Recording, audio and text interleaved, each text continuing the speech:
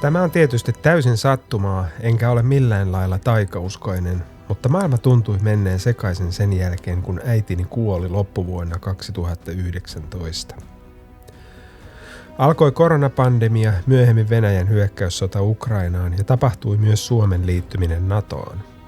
Äitini oli pasifisti vasemmistolainen ja ehkä oli myös tottunut hyssyttelyyn, mitä tuli Suomen suhteisiin Venäjän kanssa. Äitini vastusti NATOa henkeen ja vereen ja oli aina heikomman puolella.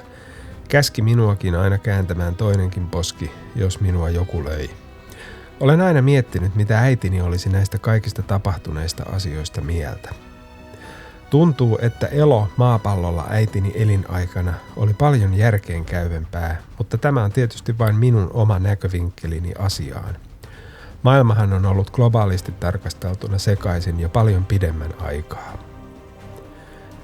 Äitini ei koskaan lentänyt lentokoneella ja hänen ulkomaanmatkansakin rajoittui yhteen ainoaan laivareissuun Tukholmassa. Äitini oli ja eli kuin Pentti Linkola, mutta asui aikuistuttuaan loppuelämänsä kaupungissa ja oli tietysti eri sukupuoltakin.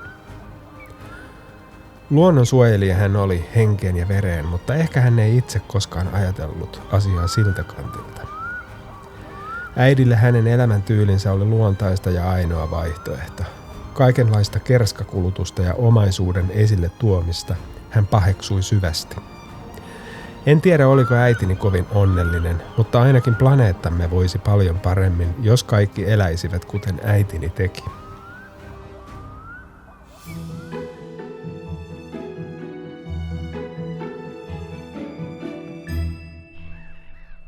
Äidilläni oli kuitenkin yksi tärkeä paikka maailmassa ja se oli hänen oman isoäitinsä synnyinkoti, jossa useat sukupolvet viettivät kesiä, usein samaan aikaankin.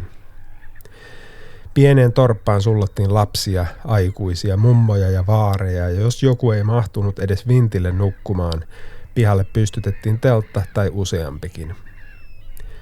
Iltaisin aikuiset löivät korttia ja lapset kirmasivat ja hyppivät heinäladossa tai kävivät uimassa Kukkiajärven viilentävissä aalloissa. Paikkaa emännöi tuolloin iso äitini Matilda, joka kuoli 101 vuoden iässä vuonna 1989. Olin tuolloin 13-vuotias. Pikkuhiljaa Matildan kuoltua vierailut Syrjälässä kuitenkin vähenivät, kunnes oikeastaan loppuivat kokonaan. Olin jo itsekin aikuisuuden kynnyksellä, enkä äidilleni enää vierailuja sinne ehdotellut itsekään. Äitini kuitenkin jaksoi muistella ja puhua Syrjälästä elämänsä viimeisiin päiviin asti. Äiti tuntui olevan ylpeä juuristaan ja myös Syrjälästä, jossa hän usein vietti aikaansa isoäitinsä hoivassa. Syrjälä oli äidilleni tärkeä ja siellä erityisesti valtiolta vuokrattu ranta, jossa saunottiin ja uitiin. Aivan pienimmille lapsille ranta ei ollut ihanteellinen, mutta tietynlaiseen vanhenemisriittiin kuului oppia taito hypellä kiveltä toiselle. Jokainen meistä tunsi nuo kivet niin tarkkaan, että kesti vain muutama sekunti saavuttaa niin sanottu ponnahduslautakivi. Tästä kivestäkin äiti puhui aina, ja hän opetti minullekin lapsena askelmat sinne. Olen valokuvannut tätä maagista kiveä kaikkina vuoden aikoina, ja yksi kuvista, joka on otettu sumuisena talviaamuna muutama vuosi sitten, roikkuu meidän kodin WC:n seinällä. Äitini tuhka on siroteltu hänelle tärkeään paikkaan Syrjälän rannoilla, mutta koska varsinaista hautaa ei ole hautakiveäkään. En tiedä, teenkö nyt jonkin suuren rikoksen, kun käyn liimaamassa muistolaatan valtion omistamalle ponnahduslautakivellä. Mutta tämä kivi kuuluu minun äidilleni ja on osa minun sukun historiaa. Toivottavasti olet päässyt uimaan järvessä, äiti. Siellä, missä ikinä oletkin.